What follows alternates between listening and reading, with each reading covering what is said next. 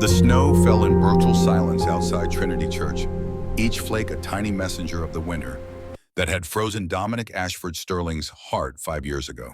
He stood before the altar with his Ready jaw for this? locked and his Yeah, hands thanks clasped for behind being his here. back, Wouldn't miss it. refusing to turn around. Let's go. 300 guests filled the mahogany pews behind him, their whispers cutting through the organ's low drone like knives through silk. The bride was late, 25 minutes late to be exact. 25 minutes of standing here like a statue while Boston's elite watched him with barely concealed pity. Some had attended his father's funeral 12 years ago. Others had witnessed Vivian Carlisle's rejection at the Symphony Hall Gala the night she chose old money over the man who had built her a house with his own hands. Dominic did not look back. He would not give them the satisfaction. His best friend Sebastian Aldrich shifted beside him, the movement subtle but deliberate. A warning perhaps, or solidarity. Hard to tell with Sebastian, who had learned long ago to communicate in gestures rather than words, when Dominic's mood turned to ice. The stained glass window before them depicted Saint Catherine of Alexandria, patron saint of unmarried girls. The irony was not lost on Dominic. In 2 months, his life had collapsed with the efficiency of a controlled demolition. And here he stood, about to marry a woman he had refused to meet, refused to know, refused to see. 2 months ago, on a Tuesday that had started like any other, his mother, Victoria Sterling, had forgotten his name. Not in the gentle, forgetful way of age. This was different. She had looked at him across the breakfast table in the Beacon Hill mansion where he had grown up, where his father had died, where 4 generations of Sterlings had built empires and lost fortunes, and she had asked the housekeeper who the strange man in her kitchen was. The diagnosis came 3 days later. Early onset Alzheimer's, progressing faster than anything the neurologist at Massachusetts General had seen in 20 years. 6 months, maybe 8, before she would no longer recognize sunlight from shadow. Unless Dominic could find $2 million for an experimental treatment trial in Zurich. Treatment that insurance would not cover. Treatment that would require flying his mother across the Atlantic every month for a year, hiring round-the-clock medical staff, renting an apartment near the clinic. The same week, Sterling Architecture's chief financial officer had walked into Dominic's glass-walled office overlooking Boston Harbor with a manila folder that felt heavier than marble.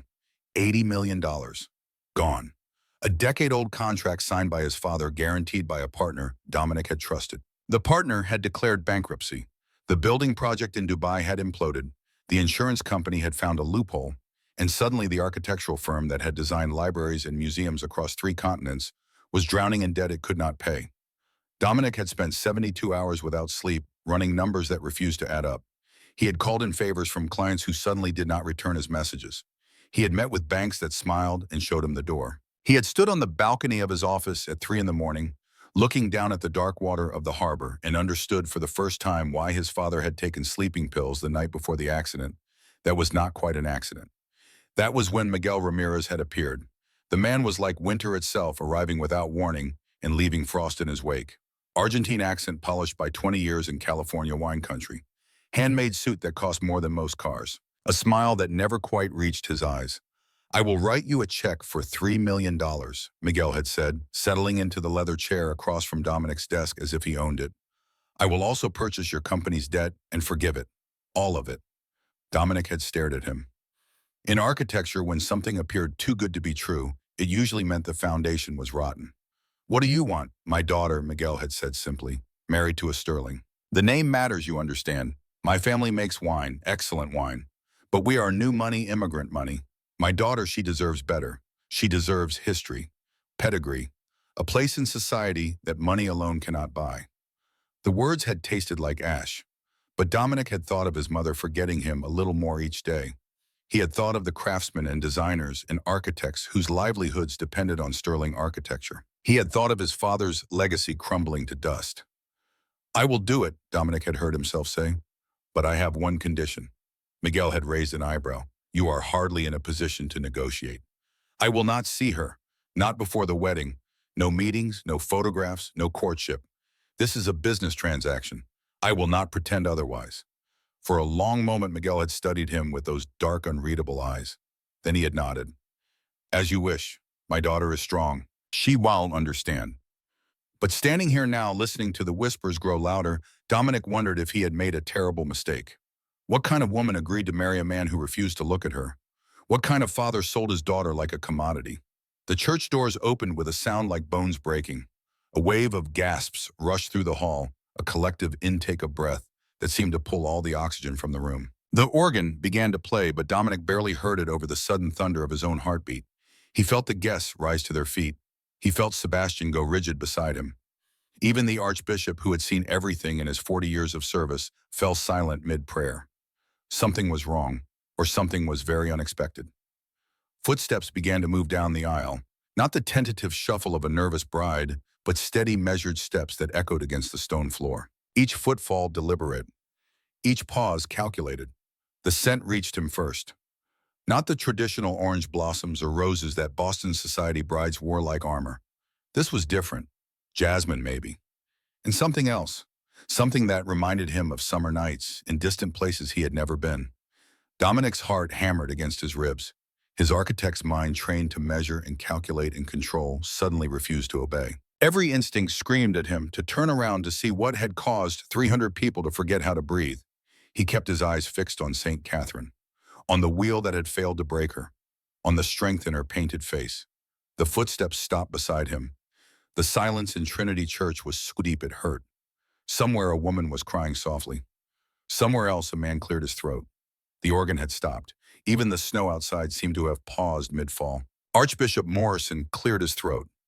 "Mr. Sterling," he said quietly, "you may turn to face your bride." This was it, the moment Dominic had been avoiding for 8 weeks. He could walk away. The money did not matter. His mother's confusion would deepen into darkness with or without Swiss doctors. The company could file for bankruptcy. The Sterling name could join the long list of Boston dynasties that had risen and fallen like tides. Or he could turn around and face the consequences of his choice. Dominic turned. The woman standing beside him was not what he had imagined. Not that he had let himself imagine much, but the fragments that had leaked through his defenses during sleepless nights had conjured someone small, perhaps. Timid. The kind of woman who would agree to this arrangement because she had no other options. Isadora Catalina Ramirez stood nearly as tall as him, her shoulders back and her chin raised. She wore a simple ivory gown with no jewels and no veil. The dress was beautiful in its restraint, flowing from her shoulders like water, but it was not the dress that made 300 people forget to breathe.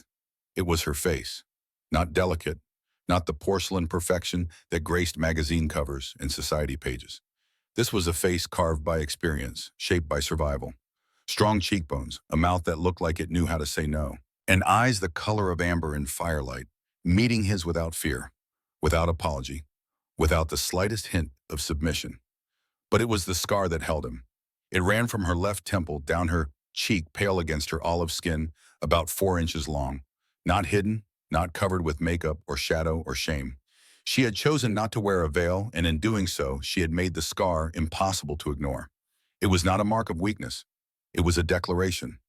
I survived something, and I am not afraid of you. Dominic felt something crack open in his chest, something he had sealed shut the night Vivian had told him that love was a luxury his bank account could not afford. He did not know what to call this feeling. Surprise, maybe, or recognition, as if some part of him had been waiting for this moment without knowing it. "Mr. Sterling," she said softly. Her voice was not what he expected either. Low with a faint accent that turned the R in his name into something almost musical. Calm, almost amused, as if she found this entire spectacle vaguely entertaining. "Shall we begin?" The archbishop launched into the ceremony, but Dominic heard none of it. He was too busy trying to understand what had just happened. In the space of 30 seconds, all his carefully constructed walls had developed cracks. This was not supposed to happen. This was a business transaction. A necessary sacrifice. A choice made with his head, not his heart. But standing here looking into those amber eyes that seemed to see straight through him, Dominic felt the foundations of his certainty begin to shift. The vows were traditional, meaningless words about love and honor and cherishing, spoken by 2 strangers who had agreed to a contract. When it came time for the ring, Dominic's hands were steady. Years of drafting precise architectural plans had trained him to control such things. Her hands were steady, too. "You may kiss the bride," Archbishop Morrison said, and there was something in his voice that suggested he too understood this was not a normal wedding. Dominic leaned in, intending to make it brief, perfunctory, a formality to satisfy the 300 witnesses who would gossip about this day for years. But when his lips touched hers, something stopped him. Her lips were warm. That was his first thought. His second was that she smelled like jasmine and something else, something that reminded him of his childhood summers in Nantucket before his father started losing money, before his mother started forgetting, before Vivian taught him that love was just another form of currency. The kiss lasted 3 seconds, maybe 4. Not nearly long enough for the guest to consider it romantic, but long enough for Dominic to feel his carefully constructed indifference begin to crumble. When they pulled apart, her eyes held his for a moment. There was something there, a question maybe, or a challenge. Then she turned toward the congregation, her hand resting lightly on his arm, and together they faced the crowd as husband and wife. The applause was polite but confused. This was not the fairy tale ending Boston society had come to expect. The bride was supposed to be radiant with joy. The groom was supposed to look like a man who had won a prize. Instead, they looked like two people who had just signed a contract neither fully understood. As they walked back down the aisle, Dominic noticed details. His architect's eye could not help but catalog. The way she moved with a slight limp that she tried to hide. The tension in her shoulders that suggested this performance was costing her something. The fact that not a single person from her side of the church had stood to congratulate her. Outside, the snow had begun to fall harder. The photographers swarmed like insects, their cameras flashing against the white sky. Isadora did not smile for them. She stood beside Dominic on the church steps, her hand still resting on his arm, and stared at the cameras with the same calm, unafraid expression she had worn at the altar. "Look happy," someone shouted. "Give us a smile." She did not smile. Neither did Dominic. After a moment, the photographers seemed to understand they would get nothing more and retreated to capture other guests. The limousine was warm and dark and mercifully quiet. Dominic settled into the leather seat, suddenly exhausted. The wedding breakfast at the Fairmont Copley Plaza loomed ahead, 3 hours of champagne toasts and forced conversation with people who had come to witness a spectacle, not celebrate a marriage. Isadora sat across from him, her dress arranged carefully around her. For a long moment, neither spoke. The only sound was the whisper of tires against snow-covered streets. "Thank you," she said finally. Dominic looked up, surprised. "For what?" "For not pretending." She met his eyes. "I have had enough of men who pretend." There was a story there, multiple stories probably. But Dominic did not ask. Asking meant caring, and caring was not part of the contract. "You did not have to show the scar," he said instead. She touched her cheek absently, her fingers tracing the pale line. "I know, but I am tired of hiding. If I am going to be put on display, I will choose what they see." "How did it happen?" For a moment, he thought she would not answer. Then she said, "Train derailment. Buenos Aires. I was 19. My sister Lucia was 12. We were on our way to visit my mother's family." She paused, her eyes distant. The train jumped the tracks. Lucia was pinned under debris. There was fire and metal, and I could hear her screaming. So I pulled her out. She said it simply as if describing the weather, but Dominic heard what she did not say. The fear, the pain, the choice to save someone else, even when your own survival was not guaranteed. "Your sister," he said. "She survived." "Yes, she is a journalist now. Art criticism mostly.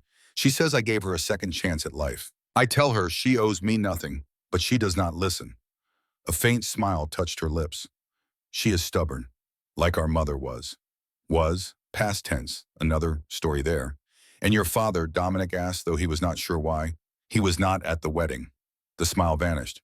"No, he does not approve of public displays of what he calls our family's tragedy. He thinks scars should be hidden, along with anything else that might suggest we are not perfect."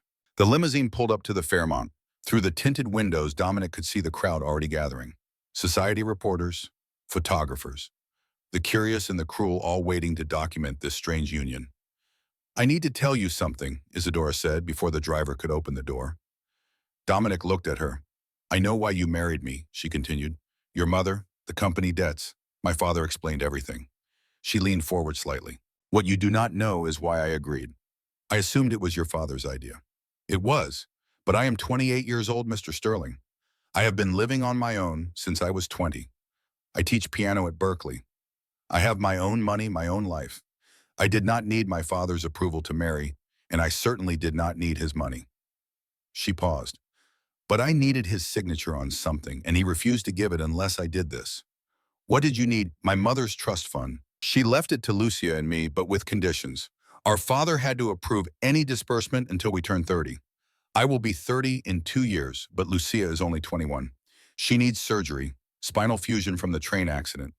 It is complicated and expensive, and my father refuses to release the funds unless I marry someone he deems appropriate. Her voice hardened. So here we are, two people forced into a contract by circumstances neither can control. Dominic sat back processing this. For 8 weeks, he had told himself he was the only one making a sacrifice. It had not occurred to him that she might have her own reasons, her own pain, her own impossible choices. I am sorry, he said, and meant it. Do not be. I made my choice with open eyes. She straightened her dress, preparing to exit. I have a proposal for you, Mr. Sterling. A real one, not the farce we just performed in front of 300 people. I am listening. We will live as husband and wife in public. We will attend the necessary functions, smile for the cameras, play our parts. But in private, we are business partners. Nothing more. I will not demand love or affection or any of the things people usually expect from marriage. I only ask for respect, freedom, and dignity. In return, I will uphold my end of our arrangement. I will be the perfect Sterling wife in public. But behind closed doors, we are strangers who happen to share a last name. It was exactly what Dominic had intended to propose himself. A clean transaction, no messy emotions, no expectations, no disappointments. So why did it feel like losing something he had not known he wanted? Agreed, he said. She extended her hand, formal as a business executive sealing a deal. Dominic shook it, her palm warm against his. The driver opened the door. Cold air rushed in, carrying with it the flash of cameras and the murmur of voices. Isadora stepped out first, her transformation instant. The woman who had spoken so candidly in the privacy of the limousine vanished, replaced by a gracious bride who smiled and waved and played her part with practiced ease. Dominic followed, offering his arm. Together they walked into the Fairmont, into the bright lights and forced congratulations. Two strangers bound by contracts and compromises and the weight of other people's expectations. The wedding breakfast passed in a blur of champagne toasts and dried chicken, and speeches that said nothing. Sebastian gave a toast that was mostly true and partly fiction, painting Dominic as a romantic who had been swept off his feet. Miguel Ramirez spoke about family and tradition and the importance of legacy, his hand resting possessively on his daughter's shoulder as he spoke. Isadora sat through it all with perfect composure, her face giving nothing away. It was only when they cut the cake, when Dominic's hand covered hers on the knife, and he felt her flinch slightly at the touch, that he realized just how much effort this performance was costing her. By the time they left for Sterling Manor, the sun had set, and the snow had turned to freezing rain. The mansion loomed against the dark sky, 5 stories of red brick and white columns built in 1887 by Dominic's great-great-grandfather, with money from the textile mills that no longer existed. Isadora stood in the circular driveway looking up at the house with an expression Dominic could not read. It is very large, she said finally. Too large. My mother rattles around in there like a ghost. He paused. You will have the east wing. I keep the west. There is a library on the 2nd floor that connects them, but otherwise we should be able to avoid each other easily enough. She turned to look at him, something flickering in her eyes. Disappointment, maybe? Or relief? Very well, she said. The housekeeper, Mrs. Davies, waited in the entrance hall with the kind of disapproving expression she had perfected over 30 years of service. She showed Isadora to her rooms without warmth, pointing out the bathroom and closets as if conducting a business transaction. When Mrs. Davies left, Isadora stood in the center of the bedroom, still wearing her wedding dress, looking lost. If you need anything, Dominic said from the doorway, there is a bell pull by the bed. Thank you. He turned to leave. Mr. Sterling, he looked back. What should I call you in private, I mean? It was such a simple question, but it took him by surprise. They were married, bound by law in contract, and they did not even know what to call each other. Dominic, he said. Isadora. I know. She smiled faintly. Good night, Dominic. Good night. He closed the door and walked back to his own wing, his footsteps echoing through the empty halls. In his study, he poured himself 3 fingers of scotch and stood by the window looking out at the garden his mother used to tend before the forgetting began. Somewhere in the east wing, his wife was unpacking her suitcases, hanging her clothes in closets that had stood empty for years, beginning a life in a house that had forgotten how to be a home. Dominic drained the scotch and poured another. This was what he wanted. Distance. Control. A marriage that demanded nothing from him except his name. So why did the house feel even emptier than before? The first 3 weeks of marriage passed like a play performed for an audience that never appeared. Dominic rose at 6 each morning, showered, dressed in the custom suits that lined his closet like soldiers at attention, and descended to the breakfast room where Mrs. Davies had laid out coffee and toast with the precision of a military operation. Isadora did not join him. According to Mrs. Davies, who reported such things with barely concealed satisfaction, the new Mrs. Sterling took her breakfast alone in her rooms at 8, long after Dominic had left for his office overlooking Boston Harbor. They crossed paths in the evening occasionally, polite nods in the library, murmured goodnights in the hallway. Once Dominic had heard water running in the bathroom that connected their wings and had frozen struck by the intimacy of sharing plumbing with a stranger. The society pages covered their marriage with the kind of breathless speculation usually reserved for celebrities. Who was this mysterious Argentine beauty? Why had Dominic Sterling, one of Boston's most eligible bachelors, married in such haste? The photographs from the wedding were analyzed and dissected. Isadora's scar became the subject of wild theories, each more ridiculous than the last. Isadora ignored it all, or if she read the gossip, she gave no sign. Work consumed Dominic's days. The deal with Miguel had saved Sterling Architecture from immediate collapse, but the damage ran deeper than debt. Clients who had once competed for his firm's attention now ghosted his calls. The Dubai disaster had shaken confidence. Dominic spent 14-hour days in his office, rebuilding relationships one phone call at a time, proving that Sterling Architecture was still standing. He came home late, usually after 9. The house was always dark except for one light in the library. Mrs. Davies retired at 8. His mother in her separate cottage on the grounds with round-the-clock care slept through the evenings, her medications pulling her into dreams, where perhaps she still remembered her son's name, which meant the light in the library belonged to Isadora. Dominic told himself he did not care. She could read all night if she wanted. They had an agreement, separate lives, separate spaces. But on a Thursday in late March, 3 weeks and 4 days after the wedding, Dominic came home to find something had changed. Music drifted through the mansion's halls. Not the refined classical pieces his mother used to play on the Steinway Grand in the music room. This was something else, something wild and aching and full of feeling that had no place in the carefully controlled atmosphere of Sterling Manor. Dominic stopped in the entrance hall, his briefcase still in his hand, listening. The music spoke of sun-baked earth and midnight dances and secrets whispered in languages he did not speak. It filled the house like smoke curling into corners that had been silent for too long, waking something he had thought long dead. He followed the sound to the music room. The door stood ajar, warm light spilling into the dark hallway. Dominic pushed it open slowly, afraid that any sudden movement might break whatever spell had been cast.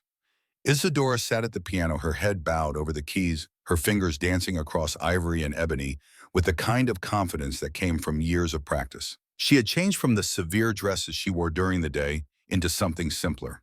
A dark sweater and jeans, her hair loose around her shoulders instead of pinned back. She looked smaller somehow, more human.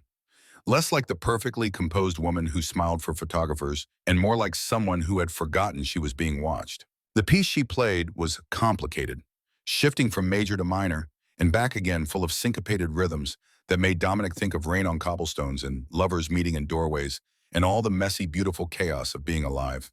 He stood there for what might have been 5 minutes or 20, unable to move, afraid to breathe too loud. When the final notes faded, Isadora sat very still, her hands resting on the keys, her shoulders rising and falling with each breath. "That was beautiful," Dominic said quietly. She turned startled, her face open and raw for just a moment before the mask snapped back into place. "I did not mean to disturb you," she said, standing quickly.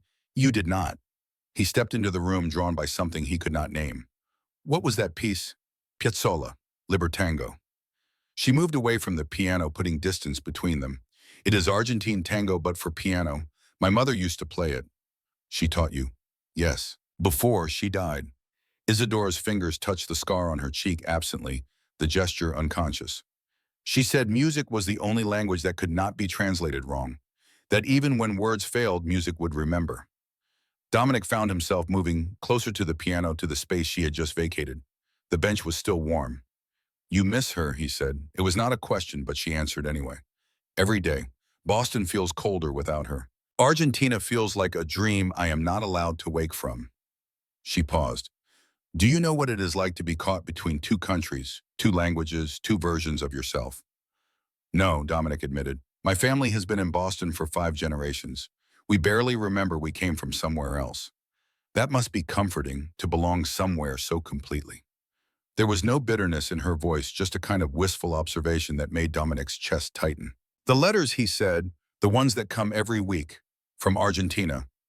She looked surprised that he had noticed. "My aunt, my mother's sister. She is all I have left of that life." You write to her, yes, in Spanish. My father does not approve, but I do not care. Something fierce flashed in her eyes. He can buy my presence at dinner parties. He cannot buy my thoughts. Silence fell between them, but it was not the uncomfortable silence of strangers. It was something else. Something that felt almost like understanding. Why did you refuse to see me? Isidore asked suddenly. Before the wedding. The question caught Dominic off guard. He could have lied. Could have given her the easy answer about not believing in love, about keeping things professional. But something about the way she had played that piano, pouring her whole heart into the keys, made him want to be honest. I was afraid, he said, of me, of myself. He moved to the window, looking out at the garden where nothing had bloomed in years. I loved someone once. Her name was Vivian. I built her a house with my own hands while I was still in graduate school. Drew the plans at night, worked construction during the day. It took me 2 years. When it was finished, I proposed to her in the bedroom I had designed around her favorite painting. He could feel Isidore's eyes on him, but did not turn around.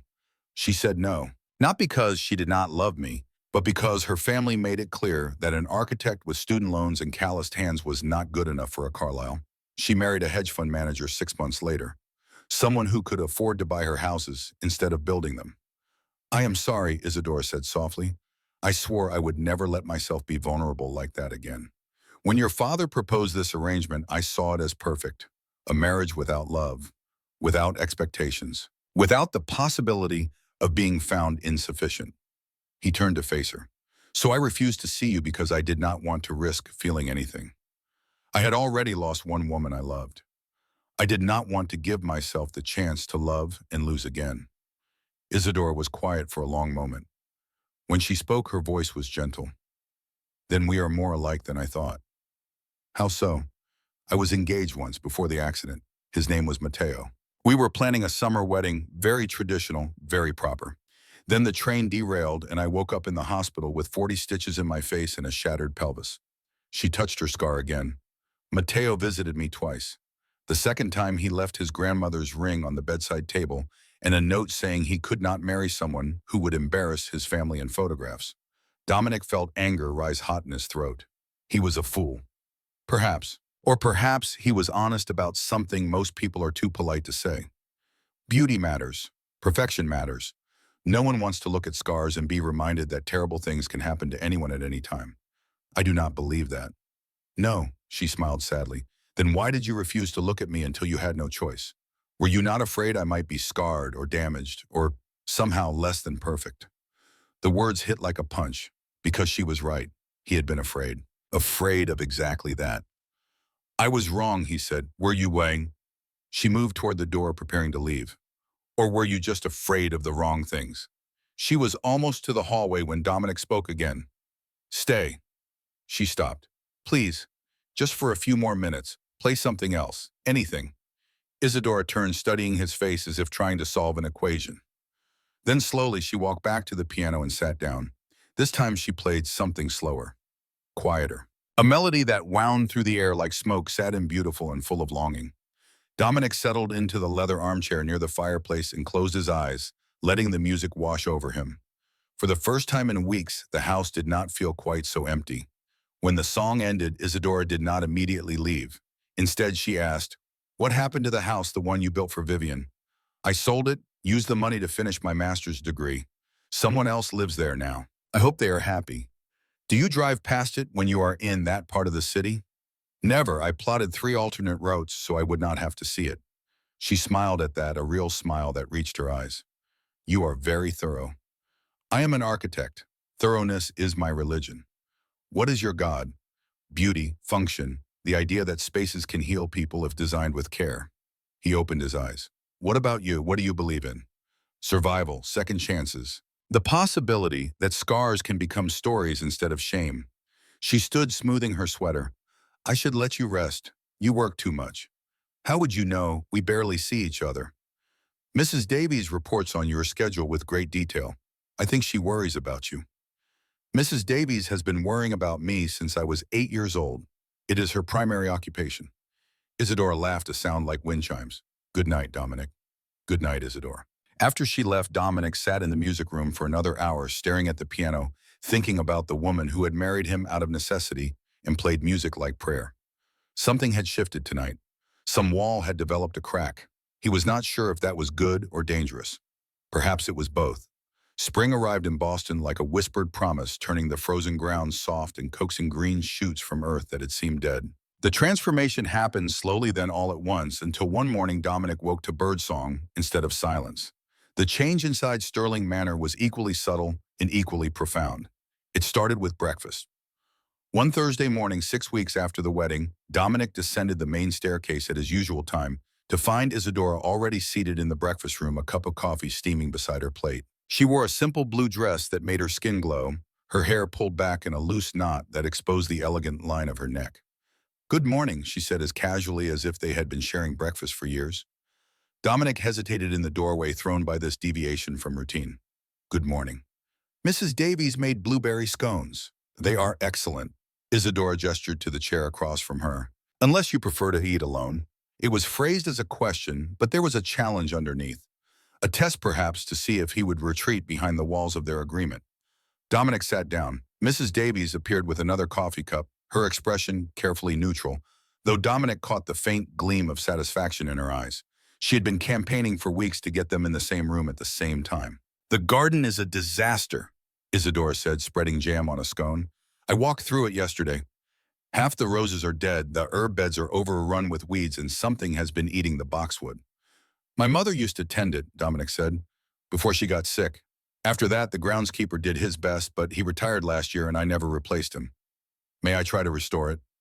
The question surprised him. "You garden." "My mother taught me. In Argentina, we had a small courtyard behind our apartment. Nothing grand, but she grew herbs and flowers, things that reminded her of her childhood in the countryside. After she died, I kept it alive for her." Isadora's fingers traced the rim of her coffee cup. "I have missed having dirt under my fingernails." "You do not need my permission. This is your home now, too." Something flickered across her face at those words. Surprise, maybe, or disbelief. "Thank you," she said softly. They ate in silence for a few minutes, but it was not uncomfortable. Through the window, sunlight painted patterns on the hardwood floor. A cardinal landed on the sill, its red feathers bright against the gray stone. "Tell me about your work," Isadora said. "Mrs. Davies says you are designing a library." "A university library in Providence. The old one burned down last year. They want something modern but respectful of the campus architecture." Dominic found himself pulling out his phone, showing her the preliminary sketches. "The challenge is natural light. Libraries need it for reading, but too much damages the books. So I am designing a skylight system with adjustable panels that track the sun." Isadora leaned forward, studying the images with genuine interest. "Like a sundial." "Exactly like a sundial. The building itself becomes an instrument for measuring light." "That is beautiful, not just functional, but poetic." She looked up at him. "Do you always think about beauty and function together?" "Always. One without the other is incomplete. A beautiful building that does not work is a sculpture. A functional building without beauty is a warehouse. And which matters more if you had to choose?" It was the kind of question Vivian had never asked.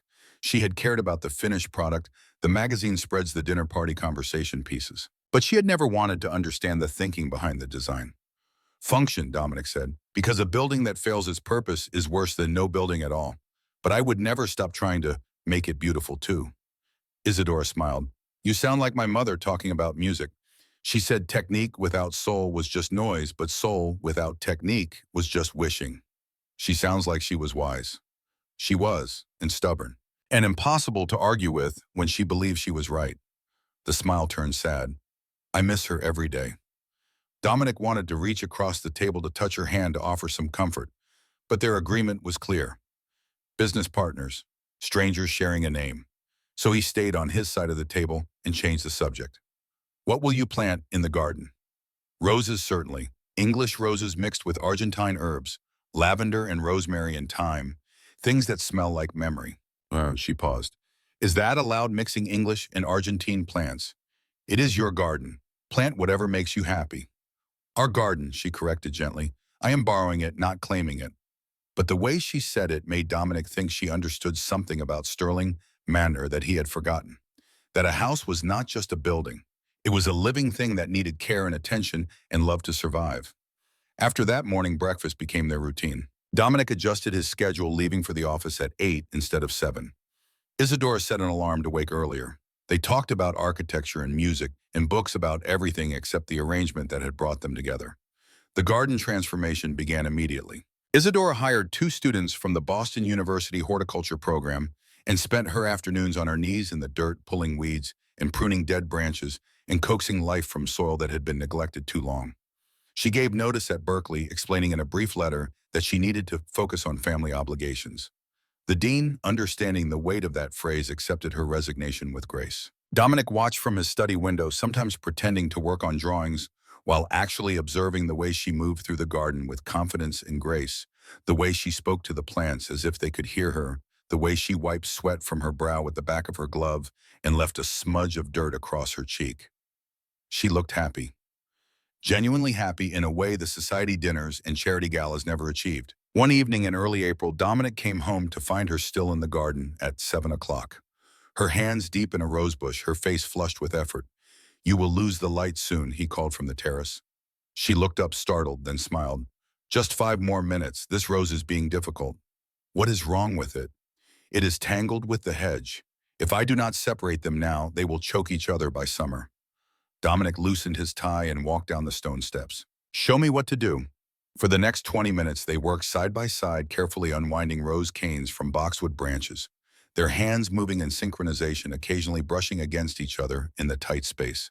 Isadora gave instructions with the same calm authority she brought to everything, pointing out which stems to cut and which to preserve.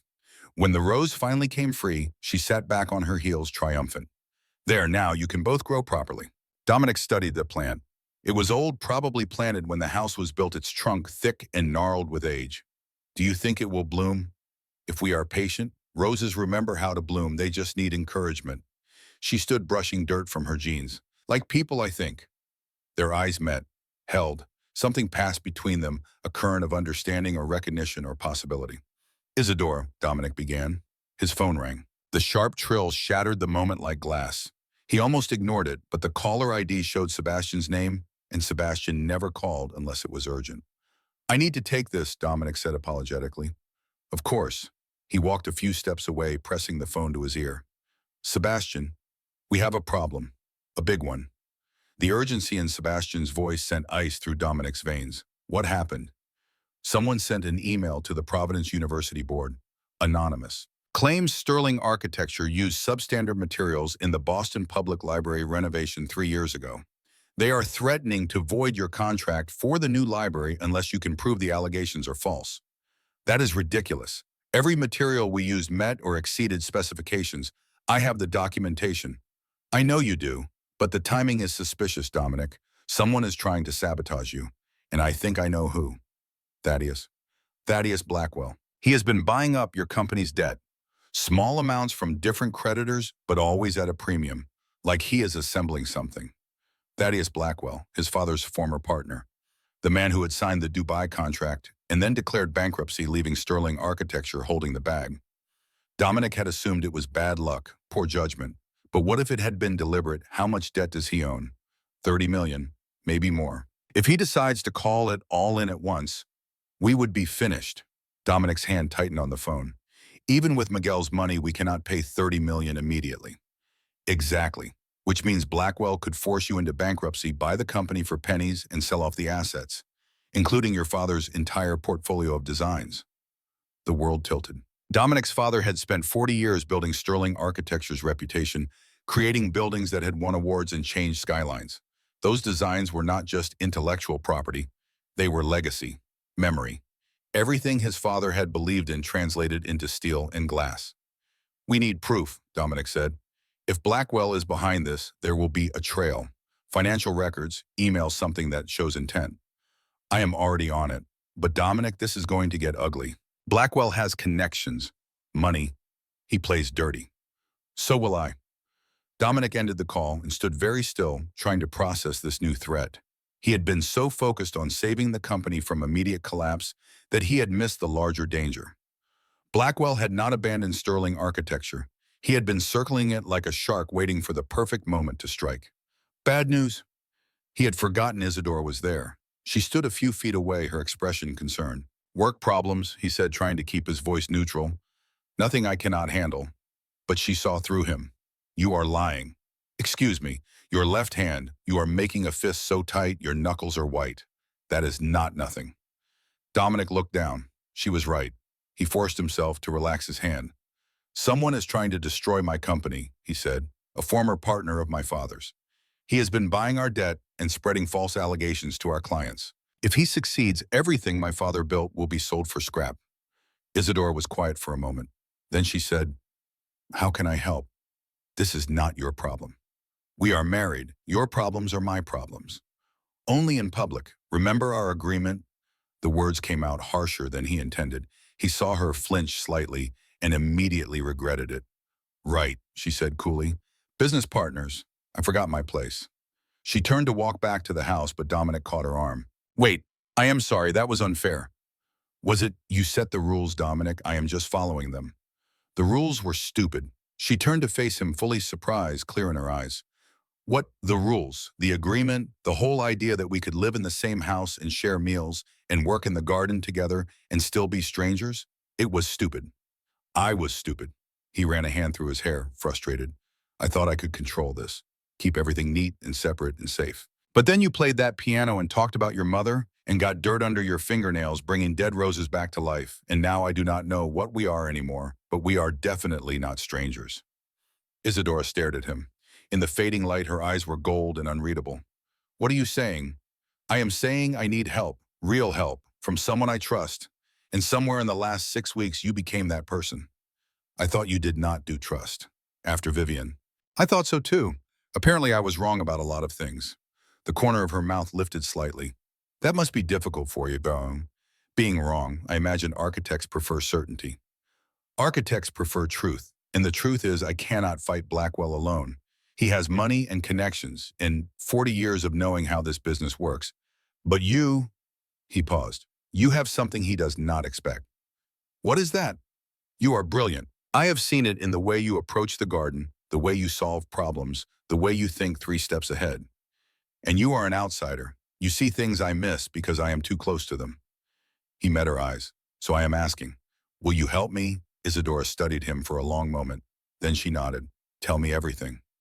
They went inside to Dominic's study, where he spread out documents on the massive oak desk his grandfather had commissioned. Financial statements, contracts, emails. The paper trail of Sterling Architecture's slow collapse. Isadora sat across from him, reading through everything with focused intensity. She asked questions that cut straight to the heart of each issue. She pointed out patterns Dominic had missed, connections he had not seen. "This email," she said, tapping a printout, "from the Providence board member who raised the complaint about substandard materials. The phrasing is odd." "How so, Bo?" "It uses very specific technical language. Phrases like thermal bridging coefficient and vapor barrier integrity. Most board members are academics or administrators.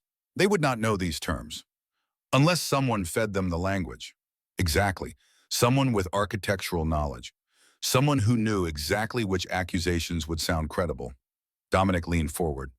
"Blackwell worked in architecture for 30 years before he switched to financing. He would know all those terms." "Can Sebastian trace the email?" "The sender used an anonymous account, but the IP address might be traceable." Isadora pulled out her phone and typed rapidly. "I have a friend, Lucia's boyfriend actually. He is a cybersecurity consultant. If anyone can trace an anonymous email, it is him." "You would do that call in a favor for my company." She looked up at him. "I told you, your problems are my problems, whether you believe that or not." Something in Dominic's chest loosened. He had been carrying this weight alone for so long, he had forgotten what it felt like to have someone stand beside him instead of watching from a safe distance. "Thank you," he said quietly. "Thank me when we have proof." They worked until past midnight, building a case against Blackwell, piece by piece. Isadora ordered food from a Thai restaurant down the street. They ate pad thai straight from the containers, barely tasting. It too focused on the puzzle they were assembling. At one point, Mrs. Davies appeared in the doorway with fresh coffee and a look that suggested she knew exactly what was happening and approved entirely. By 2 in the morning, they had a theory. Blackwell had been systematically undermining Sterling Architecture for years, starting with the Dubai contract. He had used his insider knowledge to identify the company's vulnerabilities, then exploited them one by one. The goal was not just financial gain, it was revenge. "But revenge for what?" Isadora asked. "What did your father do to him?" Dominic thought back to the stories his father had told, the fragments of history he had absorbed over dinners and drives to construction sites. There was a woman, 30 years ago, before my father married my mother. He and Blackwell were both interested in her. She chose my father. And Blackwell never forgave him. Apparently not. He waited 30 years, built a friendship, became a trusted partner. All so he could destroy everything my father created. That is horrifying. That is Thaddeus Blackwell. Isidore stood and walked to the window, looking out at the garden they had worked on together. Her reflection in the glass looked tired but determined. "We need proof of motive," she said. "Something that connects the Dubai contract to deliberate sabotage. Bank records, emails, witness statements. Something that shows he planned this. Sebastian is working on the financial angle, but I doubt Blackwell left an obvious trail. Then we need to make him reveal himself." Dominic joined her at the window. Side by side, their reflections overlapped in the glass. "What are you suggesting?" "Bait. Set a trap that is too tempting to resist. Make him think he has won, so he gets careless. That is risky. Everything worth doing is risky." She turned to face him. "You trusted me enough to ask for help. Trust me enough to try this." Her face was close to his. Close enough that he could see the flecks of gold in her amber eyes, the faint shadows under her lashes that spoke of exhaustion, the determined set of her mouth. "What did you have in mind?" he asked. "Tell me about Vivian first." The question came from nowhere. "What does Vivian have to do with this?" "Everything. Because she is still here, is she not, in your head, making you doubt yourself, making you think that needing help means weakness." Dominic turned away. "That is not. I saw your face when you called me. You hated asking, hated admitting you could not do this alone. And I think it is because she made you feel like needing anyone meant you were not enough." The words hit too close to truth. "You do not know what you are talking about." "Do I not? I was engaged to a man who left me because I was no longer perfect. Who made me believe that my scars were shameful. It took me years to understand that his opinion said more about him than about me."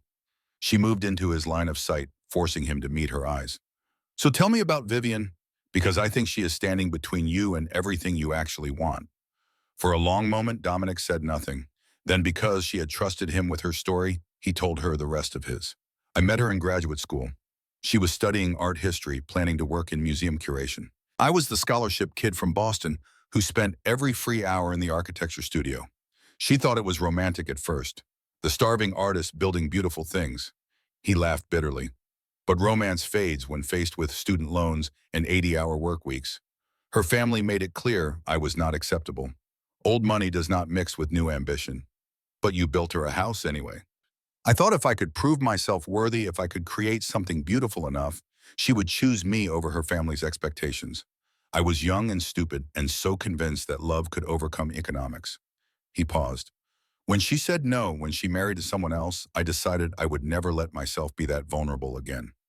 I would build buildings, not relationships. I would design spaces for other people's happiness and keep my own life simple and controlled. And then your mother got sick. And then Miguel offered me a way to save her that fit perfectly into my new worldview. A marriage built on contracts instead of emotion. A wife I would never love, so I could never be hurt." Isidore was quiet. When she spoke, her voice was gentle but firm. "Except you are hurting anyway, because loneliness is a different kind of pain. Safer maybe, but not better."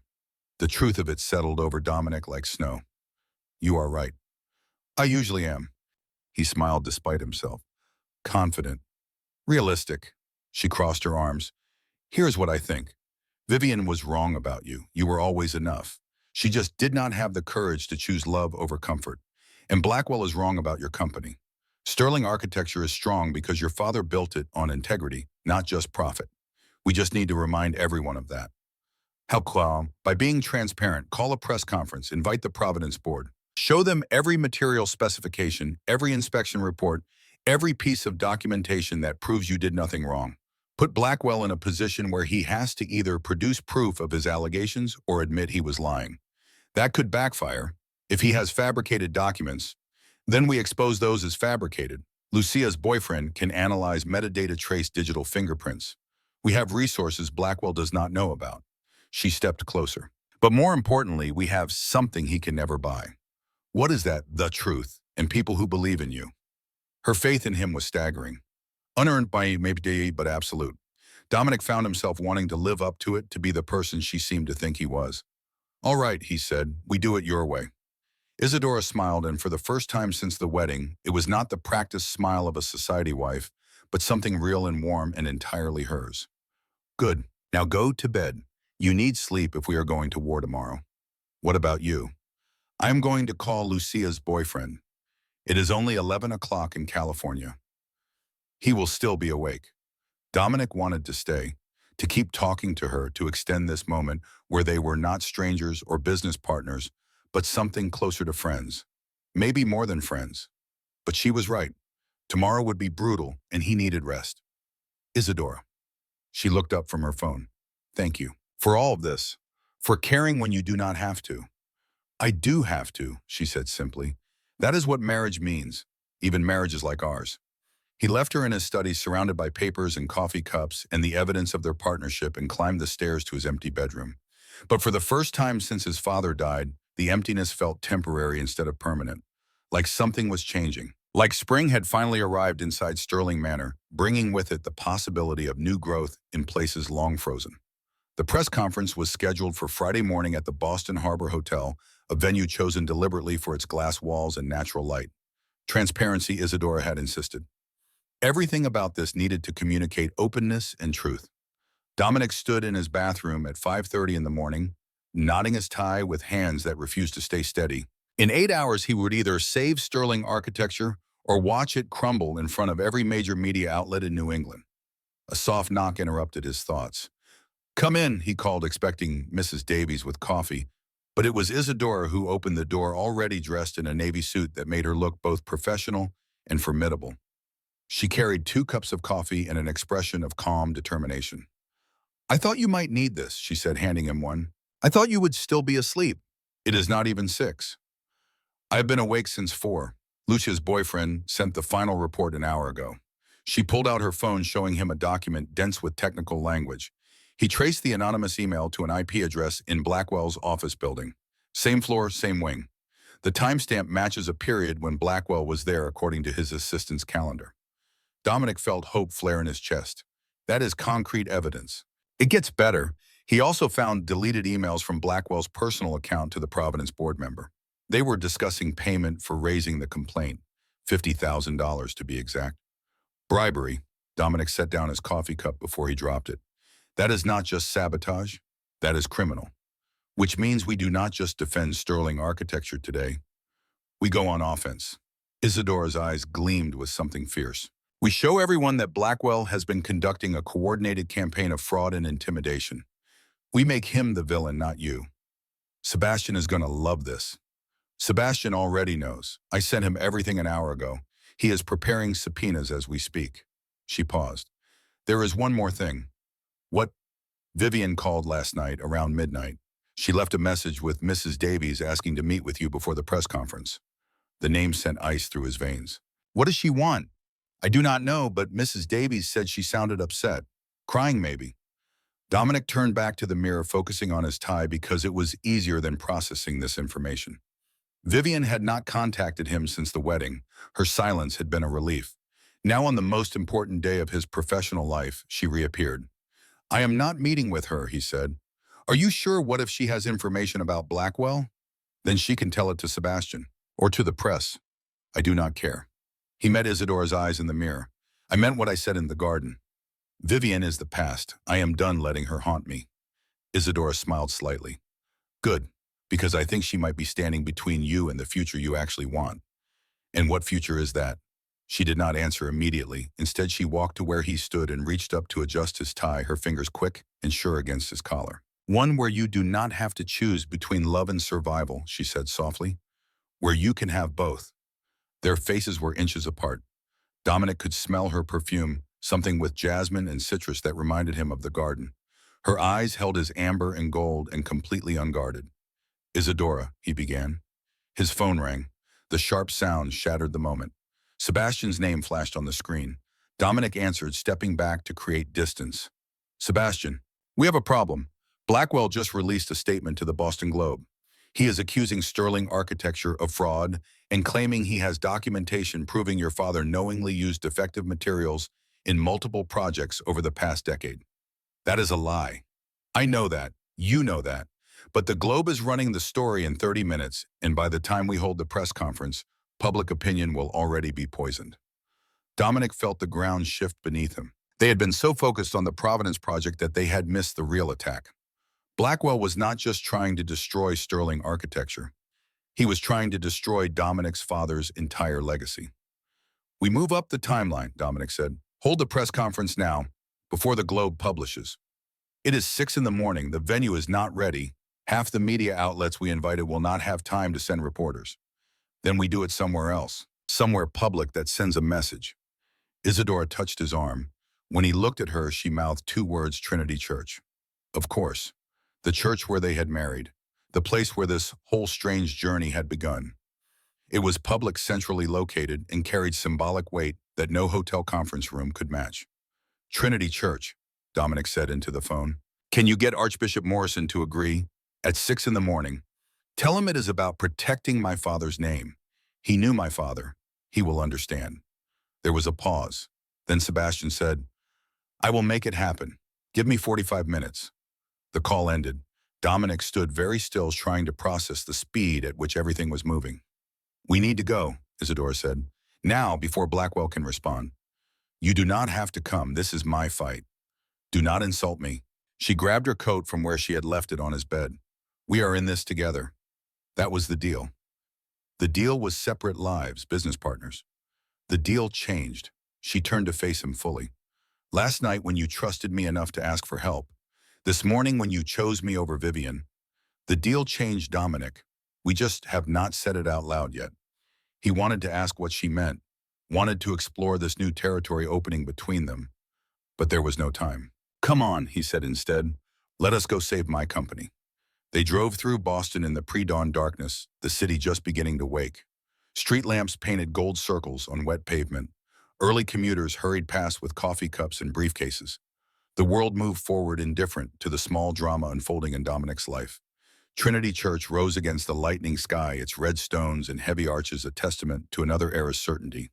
The doors were unlocked. Archbishop Morrison stood in the narthex, still in his pajamas under a hastily thrown-on coat. Your friend Sebastian said it was urgent, the Archbishop said.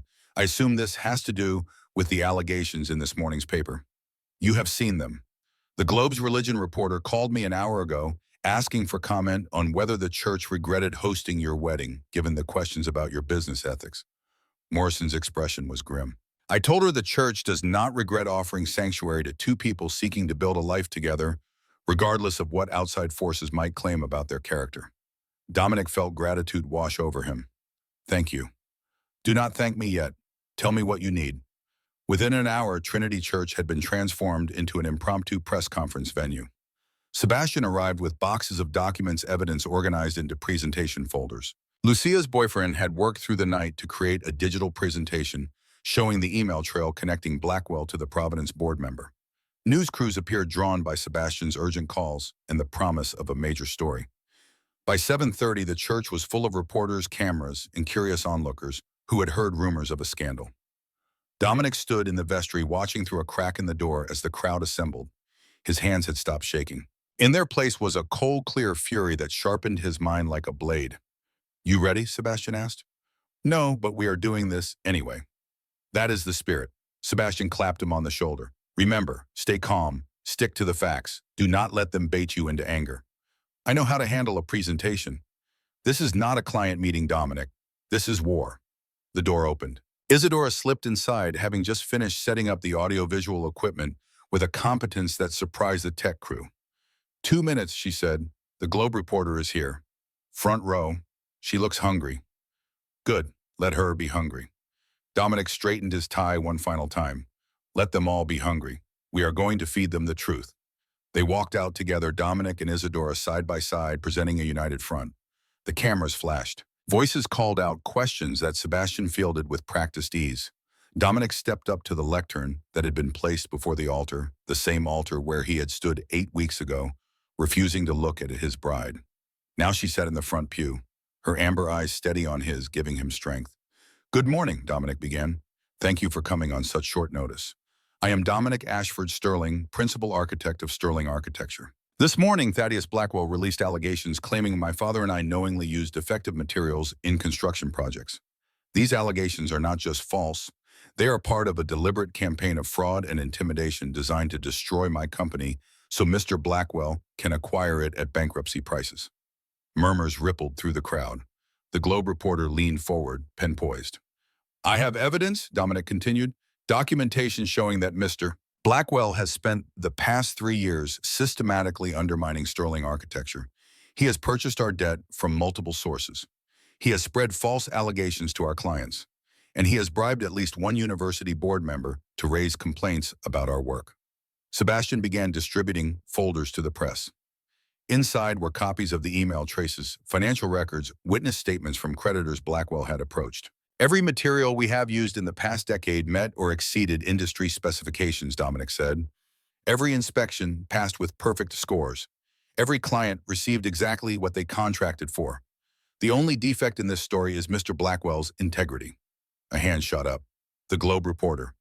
Mr. Sterling, these are serious allegations. Do you have proof of bribery? I do.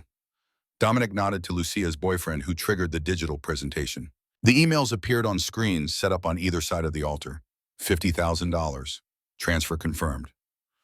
Keep pushing the material complaint. The crowd erupted. Questions flew like arrows. Dominic answered them methodically, pointing to specific documents, citing dates and times, building a case that was airtight and damning. He was halfway through explaining the Dubai contract when the church doors opened. Vivian Carlisle stood in the entrance, backlit by morning sun, looking exactly as she had 5 years ago when she had broken his heart. Blonde hair perfectly styled, designer suit that probably cost more than most people's monthly rent, but her face was pale and her hands were shaking. The room fell silent. I am sorry to interrupt, Vivian said, her voice carrying in the sudden quiet, but I have something to say. Dominic felt Isadora tense beside him. Sebastian half rose from his seat, ready to intervene, but something in Vivian's expression stopped them all. My name is Vivian Carlisle Hayes, she said, walking down the center aisle. I work as a curator at the Museum of Fine Arts, and I am here to tell you that everything Mr. Sterling just said about Thaddeus Blackwell is true. The reporters exploded with questions. Vivian ignored them, her eyes fixed on Dominic. Thaddeus Blackwell is my uncle, she continued. My mother's brother. 5 years ago, when Dominic proposed to me, my uncle convinced me to refuse. He said the Sterling family was financially unstable, that Dominic would never be able to provide for me the way I deserved. He offered to introduce me to other men, successful men from old money families. He orchestrated my meeting with the man I eventually married. Dominic's hands gripped the lectern. He had not known. All these years, he had thought Vivian's rejection was her choice, her family's snobbery.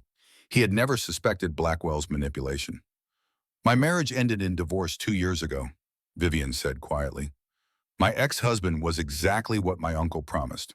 Wealthy, connected, completely unsuitable in every way that actually matters. When I left him, I started asking questions about why my uncle had been so invested in keeping me away from Dominic. What I discovered was a man consumed by jealousy and revenge. She pulled out a folder from her bag. These are letters my uncle wrote to my mother over the past 30 years. In them, he talks about destroying Alexander Sterling's barn the way Alexander destroyed him by stealing the woman he loved. He has been planning this for decades. Sebastian moved forward to take the folder. His hands were gentle, his expression unreadable. Why are you coming forward now? The Globe reporter demanded. Why not before? Vivian's eyes filled with tears. Because I am tired of being controlled by my family's bitterness. Because I owe Dominic the truth even if it is 30 years too late. And because her voice broke. Because I saw the wedding photos. I saw how he looked at her, and I realized I could have had that if I had been brave enough to choose love over comfort. She turned to Isadora, who sat very still in the front pew. You are lucky, Vivian said. He is a good man, better than I deserved. I know, Isadora replied quietly. The moment stretched, fragile as glass. Then Vivian nodded once and walked back up the aisle, leaving the folder with Sebastian, leaving her testimony like a gift or an apology or both. After she left, the press conference continued, but the energy had shifted. What had been a defensive presentation became a counterattack. With Vivian's testimony added to the existing evidence, the case against Blackwell was overwhelming. By 9 o'clock, when Dominic finally stepped away from the lectern, 3 news networks had already run breaking stories. The Globe reporter was on her phone, presumably with her editor rewriting the article that would have destroyed Sterling architecture into one that exposed Blackwell's decades-long vendetta. Sebastian found Dominic in the vestry where he had retreated to catch his breath. "You did it," Sebastian said. "Blackwell is finished. I just got a call from the Providence Board. They are dropping all complaints and moving forward with your contract." "What about the debt he purchased?" "That is more complicated. But with this evidence, we can probably force him to sell it back at face value rather than calling it in. The fraud makes any attempt to bankrupt you legally actionable." Dominic leaned against the stone wall, feeling the weight of the past 3 years begin to lift. "My father would have handled this better. He would have seen Blackwell's betrayal coming." "Your father was brilliant, but he also trusted too easily. You have something he did not." "What is that?" Sebastian smiled. "Isadora." She appeared in the doorway as if summoned, still in her navy suit, looking composed despite the chaos of the morning. "The reporters want a statement from you," she said, "about your plans moving forward. Tell them Sterling Architecture will continue operating as it always has, with integrity and commitment to excellence." "I already did." She stepped into the vestry, closing the door behind her. "I also told them that the company would be expanding its portfolio to include landscape architecture and sustainable design consulting." "I hope that was acceptable." Dominic stared at her. "You told them what? It makes business sense. You have the architectural expertise. I have the botanical knowledge and design background. Together, we could offer integrated services that combine building and landscape design." She shrugged. "Unless you object." "Object, you just invented a new division of my company without asking me." "Our company," she corrected. "We are married, remember, community property." Sebastian laughed. "I like her. She has initiative. She has audacity." "That too." Isadora met his eyes, challenge and amusement dancing in her expression. "So, do you hate the idea?" Dominic thought about it. Thought about working alongside her every day, combining their expertise, building something new from the ashes of his father's legacy. Thought about coming home to her not just at breakfast, but in the design studio, their hands sketching together on the same page. "I love it," he said. Her smile could have lit the entire church. Sebastian cleared his throat. "I will leave you two alone. I have a feeling you have things to discuss that do not involve corporate restructuring." After he left, silence settled over the vestry. Through the thick walls, they could hear the reporters packing up equipment, the sound of footsteps and conversation gradually fading. "Thank you," Dominic said, "for everything. The evidence, the press conference, the idea about expanding the company, all of it. You do not have to thank me. We are partners." "Are we?" He moved closer. "What are we, Isadora, really?" She did not pretend to misunderstand. "I do not know. What do you want us to be?" "Well, more than business partners. More than strangers sharing a house." He reached out, tucking a strand of hair behind her ear. His fingers brushed her scar, tracing the line he had been afraid to look at 8 weeks ago. "I want what I saw in your eyes that first morning at breakfast. What I felt working beside you in the garden. What I heard in the music you played. I want the real you, not the performance for society, not the agreement we made. You." "That is terrifying," she whispered. "I know. What if we fail? What if this ends badly? Then at least we tried. At least we chose each other instead of letting other people's fears make our choices." He cupped her face in his hands. "You told me that roses remember how to bloom. They just need encouragement. Maybe people are the same way." Isadora's eyes were bright with unshed tears. "I want that too. I have wanted it since the night you stood in the music room and actually listened to me play. Since you asked about my scar instead of pretending it did not exist. Since you trusted me enough to show me your fear. So we try for real this time. For real." He kissed her then, not the brief, perfunctory kiss at their wedding, but something deep and true and full of promise. She kissed him back with the same intensity, her hands fisting in his shirt, pulling him closer. When they finally broke apart, both breathing hard, Isadora laughed. "What?" Dominic asked. "We just conducted a major press conference, destroyed your enemy, expanded your company, and started a relationship. All before 10 in the morning. What are we going to do for the rest of the day?" "I have some ideas. Architectural ideas. Not even slightly."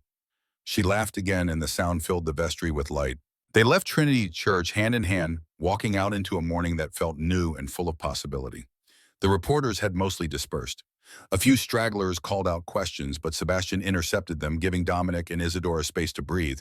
In the car, Isadora said, "I need to tell you something." "Should I be worried?"